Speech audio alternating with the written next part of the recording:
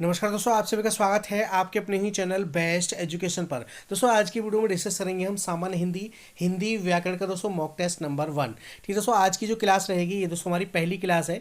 नई सीरीज आज से एक और स्टार्ट करने जा रहे हैं। इससे पहले दोस्तों अभी हमने जो 61 मॉक टेस्ट की सीरीज कंप्लीट की है। अगर आपने वो नहीं देखी है तो आप लोग चैनल की प्ले लिस्ट में जाइए, वहाँ पर आपको वो सीरीज मिल जाएगी। ठीक है दोस्तों, बहुत ही जबरदस्त और सेलेक्टेड क्वेश्चन के साथ है। प्रत्येक क्वेश्चन को अच्छे से डिफाइन किया गया है, प्रत्येक कॉन्सेप्ट को अच्छे से क्लियर किया गया है। सभी चैप्टर से क्वेश्चन उठाए हैं, तो आप लोग अच्छे से देखें और अपनी तैयारी को बेहतर से बेहतर जरूर बनाइएगा। जितने भी मॉक टेस्ट हैं सबको जरूर लगाइए। इसमें दोस्तों हमने 61 मॉक टेस्ट लगाए हैं इस सीरीज में। ठीक है दोस्तों, आज से हम दोस्तों एक नई सीरीज स्टार्ट करने जा रहे हैं। ठीक है दोस्तों, Uttar Pradesh police constable UP TET के लिए बहुत ही जबरदस्त क्लास होने वाली है। तो आप लोग अच्छे से देखिए और अपनी तैयारी को बेहतर से बेहतर जरूर बनाइएगा। ठीक है, टॉप 37 क्वेश्चंस को डिस्कस करेंगे। सारे क्वेश्चंस बहुत ही इंपॉर्टेंट होंगे। यूपीपी और यूपी टेट के लिए रामबाण होंगे, क्योंकि सिलेबस यूपी टेट का और यूपीपी का सेम सिलेबस है। एक आध चैप्टर की बात आएगी। ठीक है दोस्तों, तो बहुत ही जबरदस्त क्वेश्चंस के साथ होंगे सारे मॉक टेस्ट। तो आप लोग अच्छे से देखते रहिए और अपनी तैयारी को बेहतर से बेहतर जरूर बनाते रहिए। आज का वीडियो भी हमारा बहुत ही जबरदस्त रहने वाला है। सेलेक्टेड क्वेश्चंस लेकर के आया हूँ, बहुत ही इंपॉर्टेंट क्वेश्चंस होंगे आपकी परीक्षा की दृष्टि से। तो वीडियो को एंड तक देखिएगा, वीडियो को लास्ट तक देखिएगा और लास्ट में कमेंट करके जरूर बताइएगा वीडियो कैसा रहा, क्वेश्चंस कैसे रहे, आपका स्कोर क्या रहा, आपने 37 में से कितने क्वेश्चंस को सही किया। यूपीपी स्पेशल होंगे, यूपी पुलिस कांस्टेबल स्पेशल होंगे और यूपी टेट स्पेशल क्लास होगी। तो आप लोग अच्छे से देखें और अपनी तैयारी को बेहतर से बेहतर जरूर बनाएं। ठीक है दोस्तों, तो चलिए शुरू करते हैं आज का अपना इंपॉर्टेंट वीडियो इंपॉर्टेंट क्वेश्चंस के साथ। वैसे आप लोग किसी भी परीक्षा की तैयारी कर रहे हैं, जहां पर भी आपका हिंदी पूछा जाता है, सभी के लिए समान रूप से इंपॉर्टेंट है सारे क्वेश्चंस। तो आप लोग अच्छे से देखें और अपनी तैयारी को एक नई दिशा जरूर दें। तो चलिए शुरू करते हैं आज का अपना इंपॉर्टेंट वीडियो। क्वेश्चन नंबर 1 है, आपकी स्क्रीन पर कमेंट कीजिएगा कौन सा ऑप्शन सही हो जाएगा। निम्नलिखित में से कौन सी रचना रामधारी सिंह दिनकर की है। ठीक है, रामधारी सिंह दिनकर की रचना पूछी हमसे। उर्वशी, अंधा युग, पल्लव या दोस्तों निहार। बताइए इनमें से कौन सा ऑप्शन सही हो जाएगा क्वेश्चन नंबर 1 के लिए। सभी क्वेश्चन सेलेक्टेड होंगे, प्रत्येक चैप्टर से क्वेश्चन उठाया है। तो आप लोग अच्छे से देखिएगा। शुरू के 10 क्वेश्चन दोस्तों आपके हिंदी साहित्य से हैं, क्योंकि साहित्य से दोस्तों आपके क्वेश्चंस भर भर के पूछे जाते हैं। तो 10 क्वेश्चंस मैंने हिंदी साहित्य से लगाए हैं। तो आप लोग उनका जवाब दीजिएगा और अपनी तैयारी को परखिए, जांचिए और अपनी तैयारी को एक नया आयाम जरूर दीजिएगा। ठीक है, तो यहाँ पर दोस्तों हमारा ऑप्शन नंबर ए बिल्कुल राइट है दोस्तों, उर्वशी। रामधारी सिंह दिनकर की रचना कौन सी है? उर्वशी है। ऑप्शन नंबर ए हमारा बिल्कुल राइट हो जाएगा। दोस्तों प्रयास अगर अच्छे लगे तो वीडियो को लाइक और शेयर जरूर कीजिएगा। चैनल पर नए हैं तो चैनल को भी सब्सक्राइब कर लीजिए, साथ में बेल आइकन प्रेस कर लीजिए, जिससे कि सभी वीडियोज़ का नोटिफिकेशन आपको सबसे पहले मिले। वीडियो को शेयर जरूर कीजिएगा। इसके बाद क्लास में कभी भी नहीं बोलूँगा कि शेयर और लाइक कर दीजिए। ठीक है, लेकिन आप लोग बिना कहे करते नहीं हैं, तो कहना पड़ता है। ठीक है दोस्तों, तो वीडियो को शेयर करते रहिए दबा करके, और जितने भी लोग नए जुड़ रहे हैं सभी का वेलकम है, दिल से धन्यवाद है। ठीक है दोस्तों, चलिए आगे देखते हैं क्वेश्चन नंबर 2। क्वेश्चन नंबर 2 है, चांद का मुंह टेढ़ा के रचनाकार कौन है? चांद का मुंह टेढ़ा ये रचना है किसकी है? भवानी प्रसाद मिश्र, गिरिजा कुमार माथुर, गजानन माधव मुक्तिबोध या दोस्तों भारतेंदु हरिश्चंद्र। बताइए इनमें से कौन सा ऑप्शन सही हो जाएगा? चांद का मुंह टेढ़ा, इसके रचनाकार कौन है? तो दोस्तों इसके रचनाकार है गजानन माधव मुक्तिबोध। ठीक है, बहुत ही जबरदस्त क्वेश्चन है, इसको तो आप लोग IMP में लगा लीजिए, इंपॉर्टेंट क्वेश्चन है। तो ऑप्शन नंबर सी हमारा बिल्कुल राइट होगा क्वेश्चन नंबर 2 के लिए। चलिए नेक्स्ट क्वेश्चन देखते हैं, क्वेश्चन नंबर 3। हिंदी के सर्वप्रथम प्रकाशित पत्र का नाम है। ठीक है, हिंदी के सर्वप्रथम प्रकाशित पत्र का नाम है दोस्तों नागरी, प्रचारणी पत्रिका, सरस्वती, उदंत, मार्तंड या दोस्तों सम्मेलन पत्रिका। तो आप लोग सभी जानते हैं, इजी क्वेश्चन है। ठीक है, तो ये आपका उदंत मार्तंड हो जाएगा। ऑप्शन नंबर सी आपको बिल्कुल राइट हो जाएगा। चलिए नेक्स्ट क्वेश्चन देखते हैं, क्वेश्चन नंबर 4। 10 रूपक के रचयिता कौन है? 10 रूपक किसकी रचना है? ठीक है दोस्तों, 10 रूपक किसकी रचना है? रुद्रट की है, दांडी की है, धनंजय की है, दोस्तों अभिनव गुप्त की है। बताइए इनमें से कौन सा ऑप्शन सही हो जाएगा? तो 10 रूपक जो रचना है ये दोस्तों आपकी किसकी है? धनंजय की है। किसकी है दोस्तों? धनंजय की। ऑप्शन सी आपका बिल्कुल राइट रहेगा क्वेश्चन नंबर 4 के लिए। एक से एक टॉप क्वेश्चन उठाया है, तो आप लोग अच्छे से देखिएगा और विश्वसनीय किताबों से लेकर के आ रहा हूँ। सारे क्वेश्चंस बहुत ही इंपॉर्टेंट और सेलेक्टेड है। प्रत्येक चैप्टर से क्वेश्चन उठाया है, संपूर्ण हिंदी का रिवीजन करेंगे, जो भी चैप्टर दोस्तों आपके सिलेबस के अकॉर्डिंग है। ठीक है, तो आप लोग अच्छे से देखें और अपनी तैयारी को बेहतर से बेहतर जरूर बनाएं। UPSI में हमारे पढ़ाए हुए सारे क्वेश्चन फंसे हैं। ठीक है, तो आप लोग अच्छे से देखते रहिए, आगे भी सफलता जरूर मिलेगी। ठीक है, चलिए आगे देखते हैं क्वेश्चन नंबर 5। क्वेश्चन नंबर 5 है, कुरुक्षेत्र किसकी रचना है? इंपॉर्टेंट क्वेश्चन है दोस्तों, कुरुक्षेत्र किसकी रचना है? रामधारी सिंह दिनकर, मैथिली शरण गुप्त, सुमित्रा कुमारी चौहान या जयशंकर प्रसाद। बताइए इनमें से कौन सा ऑप्शन सही हो जाएगा? तो दोस्तों कुरुक्षेत्र जो है ये दोस्तों आपकी रामधारी सिंह दिनकर की रचना है। ऑप्शन ए आपका बिल्कुल राइट हो जाएगा। चलिए नेक्स्ट क्वेश्चन देखते हैं, क्वेश्चन नंबर 6। ध्रुव स्वामिनी नाटक के लेखक कौन है? ठीक है, ध्रुव स्वामिनी किस विधा की रचना है? तो दोस्तों ये आपका नाटक है। किसकी है दोस्तों? तो दोस्तों ये आपकी जयशंकर प्रसाद की है। किसकी है दोस्तों? जयशंकर प्रसाद की है। ऑप्शन ए आपका बिल्कुल राइट हो जाएगा। चलिए नेक्स्ट क्वेश्चन देखते हैं, क्वेश्चन नंबर 7। चित्रलेखा के लेखक कौन है? इंपॉर्टेंट क्वेश्चन है दोस्तों। चित्रलेखा के लेखक हैं दोस्तों सुमित्रानंदन पंत, यशपाल, प्रेमचंद या दोस्तों भगवती शरण वर्मा। तो दोस्तों चित्रलेखा जो है इसकी जो रचना की है वो दोस्तों आपकी भगवती चरण वर्मा ने की है। ऑप्शन डी बिल्कुल राइट होगा क्वेश्चन नंबर 7 के लिए। चलिए नेक्स्ट क्वेश्चन देखते हैं, क्वेश्चन नंबर 8। कामायनी किसकी रचना है? इंपॉर्टेंट क्वेश्चन दोस्तों, कामायनी किसकी रचना है? तो कामायनी किसकी है दोस्तों? कामायनी आपकी जयशंकर प्रसाद की हो जाएगी। ऑप्शन सी आपका बिल्कुल राइट हो जाएगा। चलिए नेक्स्ट क्वेश्चन देखते हैं, क्वेश्चन नंबर 9। अपने अपने अजनबी उपन्यास के लेखक कौन है? इंपॉर्टेंट क्वेश्चन है दोस्तों, अपने अपने अजनबी ये उपन्यास है, किस विधा की रचना है ये भी पूछा जाता है। तो क्या है दोस्तों? ये आपका उपन्यास है अपने अपने अजनबी। इसके लेखक कौन है? तो दोस्तों इसके लेखक हैं अज्ञे। कौन है दोस्तों? अज्ञे है। ऑप्शन नंबर सी आपका बिल्कुल राइट हो जाएगा। चलिए नेक्स्ट क्वेश्चन देखते हैं, क्वेश्चन नंबर 10। सेवा सदन किसका उपन्यास है? सेवा सदन क्या है? उपन्यास है। किसका है सेवा सदन? तो सेवा सदन दोस्तों आपका मुंशी प्रेमचंद का है। ऑप्शन बी आपका बिल्कुल राइट हो जाएगा क्वेश्चन नंबर 10 के लिए। चलिए नेक्स्ट क्वेश्चन देखते हैं, क्वेश्चन नंबर 11। आदिकाल को वीरगाथा काल किसने कहा? इंपॉर्टेंट क्वेश्चन है दोस्तों, आदिकाल को वीरगाथा काल किसने कहा था? बताइए इनमें से कौन सा ऑप्शन सही हो जाएगा क्वेश्चन नंबर 11 के लिए।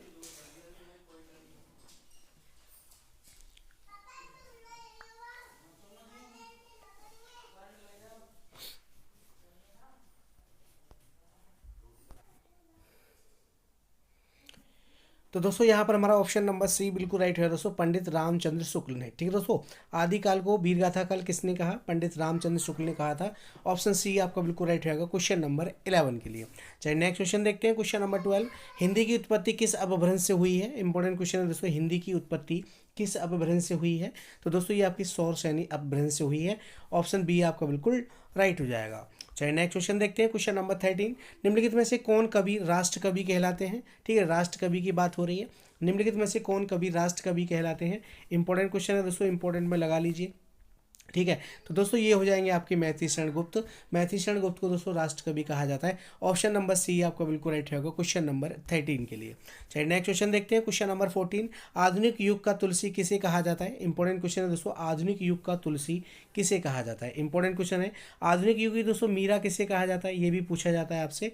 तो मीरा लगाइए आप दोस्तों महादेवी वर्मा। ठीक है दोस्तों, किसे लगाएंगे? महादेवी वर्मा को लगाइएगा। ठीक है दोस्तों, अगर आपसे पूछे आधुनिक युग का तुलसी तो दोस्तों मैथिली शरण गुप्त को ही लगाना। ऑप्शन सी आपका बिल्कुल राइट रहेगा क्वेश्चन नंबर 14 के लिए। चलिए नेक्स्ट क्वेश्चन देखते हैं, क्वेश्चन नंबर 15। हिंदी साहित्य में किस कवि को कवियों को कवि कहा जाता है? इंपॉर्टेंट क्वेश्चन दोस्तों, हिंदी साहित्य में किस कवि को कवियों को कवि कहा जाता है? तो दोस्तों इसमें हरिवंश राय बच्चन कहा जाता है। हरिवंश राय बच्चन को कहा जाता है।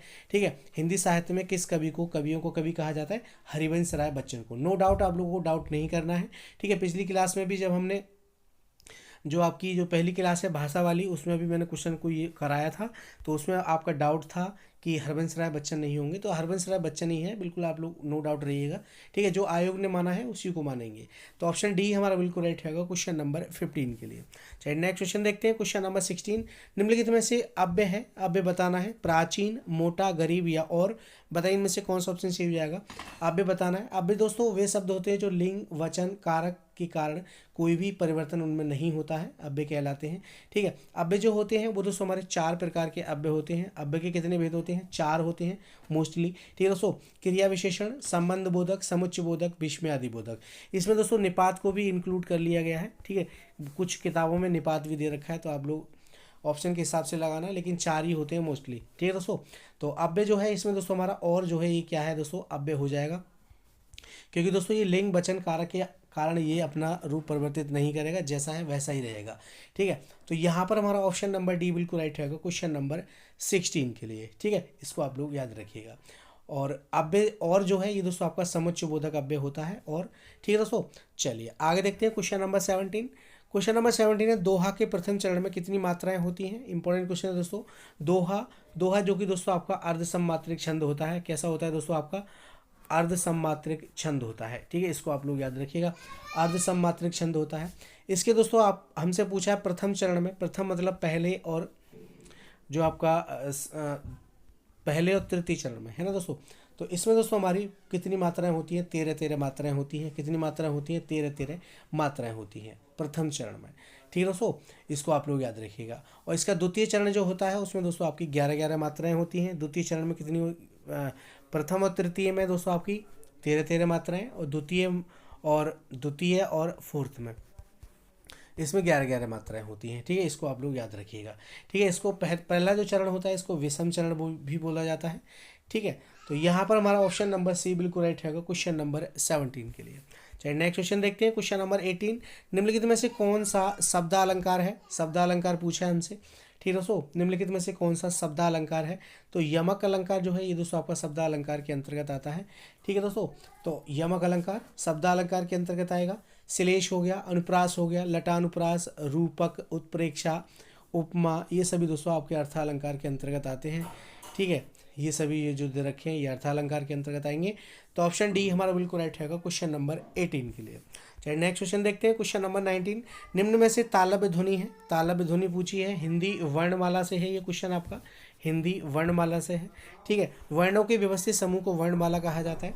वर्णमाला में दोस्तों आपके टोटल जो वर्ण होते हैं 53 होते हैं, इनको आप लोग याद रखिएगा। व्यंजनों की संख्या 33 होती है, 11 स्वर होते हैं हमारे, 25 स्पर्शी व्यंजन होते हैं, 4 अंतस्थ होते हैं, 4 संयुक्त होते हैं, और 4 ही दोस्तों आपके कौन से होते हैं, ऊष्म होते हैं। इनको आप लोग याद रखिएगा। ठीक है दोस्तों, तो तालव्य ध्वनि पूछी है जो तालु से बोली जाती है, ट प स क, बताइए इनमें से कौन सा ऑप्शन सही हो जाएगा। तो इसमें दोस्तों हमारे शाह जो है शीटी वाला, ये दोस्तों हमारे तालव्य ध्वनि है। ठीक है, तो ऑप्शन नंबर सी हमारा बिल्कुल राइट रहेगा क्वेश्चन नंबर 19 के लिए। इसको आप लोग याद रखिएगा। से तालव्य वर्ण है, इसको आप लोग याद रखिएगा। ठीक है, और इसके अलावा ई हो गया, छोटी ई, बड़ी ई, छ, और छ वर्ग जो होता है वो भी आपका तालव्य होता है। ठीक है, ये और श ये भी होते हैं। तो ऑप्शन नंबर सी हमारा बिल्कुल राइट रहेगा क्वेश्चन नंबर 19 के लिए। चलिए नेक्स्ट क्वेश्चन देखते हैं, क्वेश्चन नंबर 20। क्वेश्चन नंबर 20 है, निम्न में से कौन सा वर्ण अघोष है? अघोष वर्ण बताना है। ठीक है दोस्तों, कौन सा वर्ण अघोष है ये बताना है, क, ग, घ या ज। बताइए इनमें से कौन सा ऑप्शन सही हो जाएगा क्वेश्चन नंबर 20 के लिए। अघोष वर्णों की संख्या कितनी होती है? तो दोस्तों हिंदी वर्णमाला में अघोष वर्णों की संख्या होती है 13। कितनी होती है? 13 होती है। अघोष वर्ण ये क्या जो है दोस्तों हमारा कैसा वर्ण है? ये दोस्तों हमारा अघोष वर्ण के अंतर्गत आएगा। ठीक है, तो ऑप्शन नंबर ए हमारा बिल्कुल राइट रहेगा क्वेश्चन नंबर 20 के लिए। चलिए नेक्स्ट क्वेश्चन देखते हैं, क्वेश्चन नंबर 21। क्वेश्चन नंबर 21 है, निम्न में से कौन सा शब्द स्त्रीलिंग है? स्त्रीलिंग शब्द बताना है। लिंग कितने प्रकार के होते हैं? तो लिंग के जो भेद होते हैं वो दोस्तों आपके 2 होते हैं, स्त्रीलिंग और पुल्लिंग। ठीक है दोस्तों, स्त्रीत्व का बोध कराने वाले शब्दों को ही स्त्रीलिंग कहा जाता है, और पुरुषत्व का जो बोध कराते हैं वो पुल्लिंग कहलाते हैं। ठीक है दोस्तों, तो यहाँ पर हमें बताना है स्त्रीलिंग कौन सा है। उपहार, ग्रंथ, मस्तक या रचना। उपहार, ग्रंथ, मस्तक या रचना। बताइए इनमें से कौन सा ऑप्शन सही हो जाएगा क्वेश्चन नंबर 21 के लिए। सभी क्वेश्चंस बहुत ही इंपॉर्टेंट है, तो आप लोग अच्छे से तैयार करें। 37 क्वेश्चंस दोस्तों आपके पूछे जाते हैं यूपीपी में। ठीक है दोस्तों, 37 क्वेश्चंस पूछे जाते हैं, मतलब 74 नंबर की हिंदी पूछी जाती है, और 74 के 74 ही मार के आना आप लोग, 37 के 37 लगा करके आना, क्योंकि अब नेगेटिव मार्किंग नहीं है। नेगेटिव मार्किंग अभी दोस्तों कैंसिल हो चुकी है, तो जितने क्वेश्चंस आप लोग करें सबको करके आना। ठीक है दोस्तों, ये चीज़ आप लोग ध्यान में रखिएगा। ठीक है, और 30 क्वेश्चन दोस्तों आपके यूपी टेट में पूछे जाते हैं, तो यूपी टेट के लिए भी 30 क्वेश्चन बहुत ही इंपॉर्टेंट होंगे। तो जो भी लोग यूपी टेट की तैयारी कर रहे हैं उनके लिए, आपके सगे संबंधी भाई बहन या कोई हो, है ना, दोस्त या कोई ग्रुप हो, तो उसमें आप लोग शेयर कीजिएगा उन लोगों के लिए भी। यूपी टेट के लिए भी ये रामबाण क्लास है। ठीक है, और यूपीपी के लिए तो है ही। ठीक है दोस्तों, तो यहाँ पर हमारा दोस्तों ऑप्शन नंबर डी बिल्कुल राइट है दोस्तों, रचना। रचना जो शब्द है ये दोस्तों कैसा शब्द है? ये दोस्तों आपका स्त्रीलिंग शब्द है। ठीक है दोस्तों, उपहार हो गया, ग्रंथ हो गया, मस्तक हो गया, ये दोस्तों आपके कैसे शब्द हैं? ये दोस्तों आपके पुल्लिंग शब्द हैं। कैसे हैं दोस्तों? ये पुल्लिंग शब्द हैं, इनको आप लोग याद रखिएगा। बहुत ही जबरदस्त क्वेश्चन है सारे के सारे। तो ऑप्शन डी हमारा बिल्कुल राइट रहेगा क्वेश्चन नंबर 21 के लिए। चलिए नेक्स्ट क्वेश्चन देखते हैं, क्वेश्चन नंबर 22। निम्न में से कौन सा शब्द पुल्लिंग है? पुल्लिंग शब्द का चयन करना है इसमें हमें। ठीक है, इच्छा हो गया, राष्ट्र हो गया, रक्षा हो गया, या योग्यता हो गया। बताइए इनमें से कौन सा ऑप्शन सही हो जाएगा क्वेश्चन नंबर 22 के लिए। तो यहाँ पर दोस्तों हमारा राष्ट्र जो शब्द है, राष्ट्र जो शब्द है ये दोस्तों हमारा पुल्लिंग शब्द है। ठीक है, इच्छा, रक्षा और योग्यता, ये दोस्तों आपके कैसे शब्द हैं? ये दोस्तों आपके स्त्रीलिंग शब्द हो जाएंगे। कैसे हो जाएंगे? स्त्रीलिंग शब्द हो जाएंगे। ऑप्शन नंबर बी हमारा बिल्कुल राइट रहेगा क्वेश्चन नंबर 22 के लिए। चलिए नेक्स्ट क्वेश्चन देखते हैं। क्वेश्चन नंबर 23, किस शब्द का प्रयोग सदा बहुवचन में होता है? 4 ऑप्शंस आपके सामने है, बताइए इनमें से कौन सा ऑप्शन सही हो जाएगा। किस शब्द का प्रयोग सदा बहुवचन में होता है? लड़का, घोड़ा, प्राण या दोस्तों बधू। बताइए इनमें से कौन सा ऑप्शन सही हो जाएगा क्वेश्चन नंबर 23 के लिए। तो दोस्तों यहाँ पर हमारा ऑप्शन नंबर सी बिल्कुल राइट है दोस्तों। प्राण, प्राण जो शब्द है दोस्तों हमारा, ये जो प्राण है ये दोस्तों आपका ऑलवेज बहुवचन में ही प्रयोग होता है। ठीक है, तो ऑप्शन सी हमारा बिल्कुल राइट रहेगा क्वेश्चन नंबर 23 के लिए। चलिए नेक्स्ट क्वेश्चन देखते हैं। क्वेश्चन नंबर 24, मेरे तो गिरधर गोपाल दूसरो न कोई, जाके सिर मोर मुकुट मेरो पति सोई। ठीक है, इसमें हमसे रस पूछा है, कौन सा रस है? शांत रस है, श्रृंगार रस है, करुण रस है या हास्य रस है? मीरा जी की कविता है, याद रखिएगा, मीरा जी का दोहा है। ठीक है, मेरे तो गिरधर गोपाल दूसरो न कोई, जाके सिर मोर मुकुट मेरो पति सोई। तो इसमें दोस्तों हमारा श्रृंगार निकल करके आ रहा है। ठीक है दोस्तों, प्रेम निकल करके आ रहा है, तो यहाँ पर श्रृंगार रस हो जाएगा। ऑप्शन नंबर बी हमारा बिल्कुल राइट रहेगा क्वेश्चन नंबर 24 के लिए। चलिए नेक्स्ट क्वेश्चन देखते हैं। क्वेश्चन नंबर 25, हिंदी कविता में स्वच्छंद छंद रचना का सूत्रपात निम्नलिखित में से किसने किया था? ठीक है दोस्तों, स्वच्छंद छंद रचना का सूत्रपात निम्नलिखित में से किसने किया था?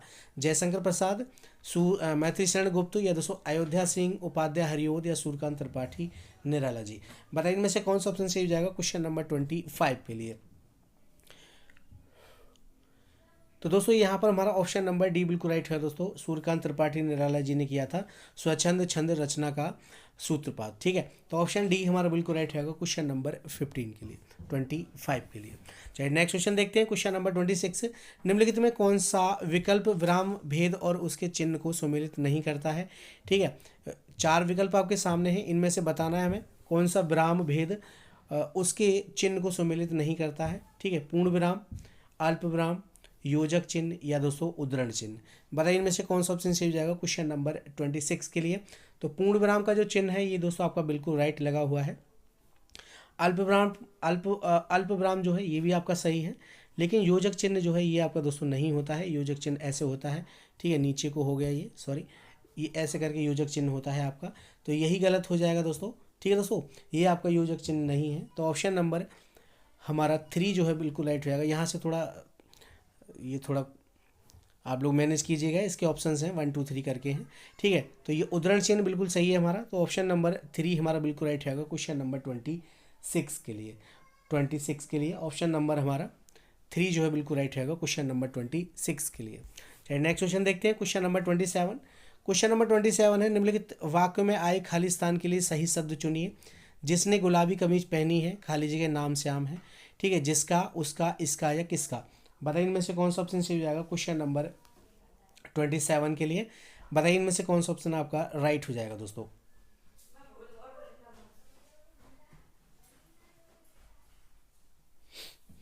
सभी क्वेश्चंस बहुत ही इंपॉर्टेंट हैं, तो आप लोग अच्छे से तैयार करते रहिए, अपनी तैयारी को बेहतर से बेहतर बनाते रहिए। ठीक है दोस्तों, ज़बरदस्त क्वेश्चंस का कलेक्शन है, सारे क्वेश्चंस एकदम विश्वसनीय होंगे और अच्छी किताबों से लेकर के आया हूँ, तो आप लोग अच्छे से तैयार करें और अपनी तैयारी को बेहतर से बेहतर ज़रूर बनाएं।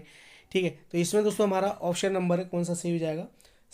बी जो है बिल्कुल राइट है दोस्तों। उसका, जिसने गुलाबी कमीज पहनी है उसका नाम श्याम है, तो उसको आ जाएगा खालिस्तान में। ठीक है, तो ऑप्शन नंबर 2 जो है बिल्कुल राइट रहेगा। ऑप्शन नंबर बी आपका बिल्कुल राइट रहेगा क्वेश्चन नंबर 27 के लिए। चलिए नेक्स्ट क्वेश्चन देखते हैं। क्वेश्चन नंबर 28, चाबुक निबंध संग्रह के रचनाकार हैं। चाबुक निबंध संग्रह जो है ये इसकी रचना किसने की है? ठीक है, तो ये दोस्तों आपका किसका है? सूर्यकांत त्रिपाठी निराला जी का है। ऑप्शन नंबर सी हमारा बिल्कुल राइट रहेगा क्वेश्चन नंबर 28 के लिए। चाबुक निबंध संग्रह किसका है? तो सूर्यकांत त्रिपाठी निराला जी का है। ऑप्शन सी आपका बिल्कुल राइट हो जाएगा। चलिए नेक्स्ट क्वेश्चन देखते हैं। क्वेश्चन नंबर 29, भोर, विभान, निशांत निम्नलिखित में से किसके पर्यायवाची शब्द हैं? भोर हो गया, विहान हो गया, निशांत हो गया, निम्नलिखित में से किसके पर्यायवाची शब्द हैं? दिन के होंगे, शाम के होंगे, प्रभात के होंगे या दोस्तों संध्या के होंगे। बताइए इनमें से कौन सा ऑप्शन सही हो जाएगा क्वेश्चन नंबर 29 के लिए। तो यहाँ पर दोस्तों हमारा ऑप्शन नंबर सी बिल्कुल राइट है दोस्तों। ये दोस्तों आपके प्रभात के पर्यायवाची शब्द हैं। ठीक है दोस्तों, प्रभात है ना, मॉर्निंग, तो ऑप्शन नंबर सी जो है बिल्कुल राइट रहेगा क्वेश्चन नंबर 29 के लिए। चलिए नेक्स्ट क्वेश्चन देखते हैं। क्वेश्चन नंबर 30, क्वेश्चन नंबर 30 है, तुलसीकृत शब्द का समास विग्रह करने पर कर्ण कारक की कौन सी विभक्ति मिलती है? कर्ण कारक की कौन सी विभक्ति मिलती है? कर्ण कारक की विभक्ति कौन सी होती है? तुलसी कृत, है ना, तुलसी द्वारा कृत, है ना दोस्तों, तुलसी द्वारा कृत। तो इसमें हमारा द्वारा जो है ये दोस्तों आपका कर्ण कारक की विभक्ति होती है। कौन सी होती है दोस्तों? द्वारा। ठीक है, इसको आप लोग याद रखिएगा, के द्वारा, तुलसी द्वारा कृत, है ना, तो द्वारा हो जाएगा। तो यहाँ पर हमारा ऑप्शन नंबर कौन सा सही हो जाएगा? ए जो है बिल्कुल राइट होगा क्वेश्चन नंबर 30 के लिए। कारकों की संख्या अगर आपसे पूछे तो 8 लगाइएगा, कारक 8 होते हैं। चलिए नेक्स्ट क्वेश्चन देखते हैं, क्वेश्चन नंबर 31। निम्नलिखित में से कौन सा विकल्प वाक्यांश और उनके उनके लिए एक शब्द की सही जोड़ी नहीं है? हमसे पूछा है कौन सा विकल्प जो कि सही जोड़ी नहीं है वाक्यांश के लिए, एक शब्द के लिए। जो बहुत बोलता हो, वाचाल। जो कुछ नहीं जानता, अज्ञ। ठीक है, जो मापा ना जा सके, अपरिमेय। जो अनुकरण करने योग्य हो, विश्वसनीय। बताइए इनमें से कौन सा ऑप्शन सही हो जाएगा क्वेश्चन नंबर 31 के लिए? तो यहाँ पर दोस्तों हमारा ऑप्शन नंबर कौन सा सही हो जाएगा? ऑप्शन डी जो है बिल्कुल राइट है दोस्तों, ये हमारा सुमेलित नहीं है, ये जोड़ी सही नहीं है। जो अनुकरण करने योग्य हो, विश्वसनीय नहीं कहेंगे, अनुकरणीय कहा जाता है उसके लिए। ठीक है दोस्तों, विश्वसनीय नहीं, अनुकरणीय कहेंगे। तो यही ऑप्शन हमारा बिल्कुल राइट रहेगा, क्योंकि जो बहुत बोलता है वाचाल कहते हैं उसको। जो कुछ नहीं जानता, जो कुछ नहीं जानता क्या कहेंगे दोस्तों? उसको आगे कहते हैं। ठीक है दोस्तों, और जो मापा न जा सके, अपरिमेय कहा जाता है। तो यहाँ पर हमारा ऑप्शन नंबर डी बिल्कुल राइट रहेगा क्वेश्चन नंबर 31 के लिए। चलिए नेक्स्ट क्वेश्चन देखते हैं, क्वेश्चन नंबर 32। जो भेदा ना जा सके वाक्यांश के लिए एक शब्द होगा। जो भेदा ना जा सके, जो भेदा ना जा सके वाक्यांश के लिए एक शब्द क्या होगा? तो दोस्तों इसके लिए क्या कहेंगे? अभेद कहेंगे। ठीक है, जो भेदा ना जा सके, अभेद। ऑप्शन नंबर सी हमारा बिल्कुल राइट रहेगा क्वेश्चन नंबर 32 के लिए। चलिए नेक्स्ट क्वेश्चन देखते हैं, क्वेश्चन नंबर 33। व्याल, उरंग, पनंग निम्नलिखित में से किसके पर्यायवाची शब्द हैं? ठीक है, व्याल हो गया, उरग हो गया, पनंग हो गया, निम्नलिखित में से किसके पर्यायवाची शब्द हैं? तो दोस्तों ये आपके सांप के पर्यायवाची शब्द हैं। ऑप्शन नंबर डी आपका बिल्कुल राइट हो जाएगा। चलिए नेक्स्ट क्वेश्चन देखते हैं, क्वेश्चन नंबर 34। यहाँ पढ़ा नहीं जाता, यहाँ पढ़ा नहीं जाता वाक्य में कौन सा वाच्य प्रयुक्त हुआ है? वाच्य की संख्या पूछे तो 3 लगाना। ठीक है दोस्तों, कर्मवाच्य, भाववाच्य, कृत्यवाच्य, ये तीनों ही दोस्तों आपके सामने होते हैं, अवधिवाच्य नहीं होता है। ठीक है, तो हमसे पूछा यहाँ पढ़ा नहीं जाता, तो भाव निकल के आ रहा है, भाववाच्य हो जाएगा। ऑप्शन बी आपका बिल्कुल राइट हो जाएगा। चलिए नेक्स्ट क्वेश्चन देखते हैं, क्वेश्चन नंबर 35। निम्नलिखित में कौन उपन्यासकार साहित्य अकादमी पुरस्कार से सम्मानित नहीं है? ठीक है दोस्तों, इनमें से बताना है कौन से उपन्यासकार हैं जो कि साहित्य अकादमी पुरस्कार से सम्मानित नहीं है। ठीक है, तो ये दोस्तों आपके मन्नू भंडारी हो जाएंगे, इसको आप लोग याद रखिएगा। ऑप्शन सी आपका बिल्कुल राइट होगा क्वेश्चन नंबर 35 के लिए। चलिए नेक्स्ट क्वेश्चन देखते हैं, क्वेश्चन नंबर 36। निम्नलिखित में से कौन सा विकल्प शब्द और उनके अर्थ अनेकार्थक शब्दों की सही जोड़ी नहीं है? यहाँ पर भी सही जोड़ी नहीं पूछा है हमसे। ठीक है दोस्तों, अंक, चिन्ह, भाग्य, कोट, किला, एक प्रकार का वस्त्र, बलि, उपहार या कर, या दोस्तों श्रेय, श्रद्धेय या तालाब। बताइए इनमें से कौन सा ऑप्शन सही हो जाएगा क्वेश्चन नंबर 36 के लिए? तो यहाँ पर दोस्तों हमारा ऑप्शन नंबर डी बिल्कुल राइट है दोस्तों, सर, श्रद्धेय, तालाब। ठीक है दोस्तों, तो इसका जो सर और श्रद्धेय जो है ये दोस्तों तालाब नहीं सरोवर होंगे। ठीक है, सरोवर होगा, तालाब और सरोवर। और सरोवर का क्या होता है दोस्तों? जलाशय भी बोलते हैं।